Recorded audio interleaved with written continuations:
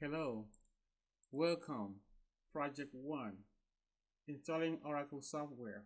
This is for CIS 2216, Oracle Advanced Topic. Objectives: install Oracle software.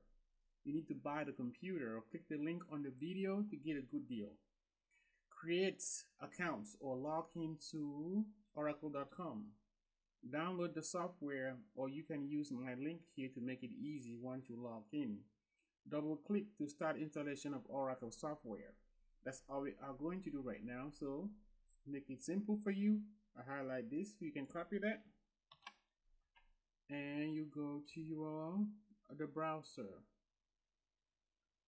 Click on here and Control V, press enter. You are connected to Oracle at this time. So under view account, well, account is already on my name. Otherwise, you will see where it's, well, let me log out so I can start over again.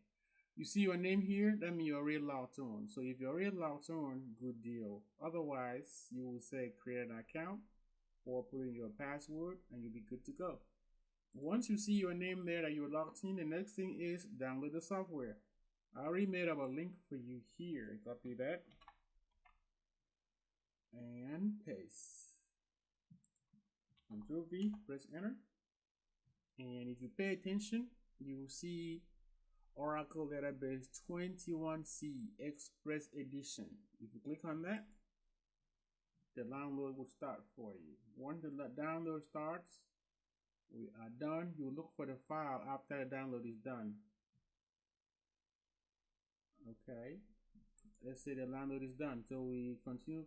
We're gonna exit because I already have it downloaded. So you go to the download folder on your computer, click on download. If you pay attention, you see W216 server. That is the file that we downloaded, and we're gonna use that file to actually run the program. Let me see another one here. There are two that download here. I'm very sorry.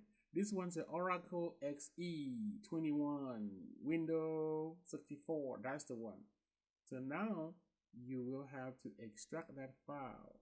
So you can move that file to a folder that you want to use to install.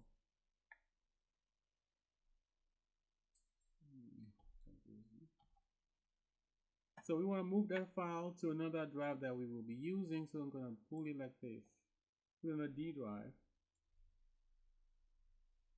Alright, this is how you move it from your download folder and put it on another folder. So that way you will save space. If you don't have the space, I have a jump drive I'm using.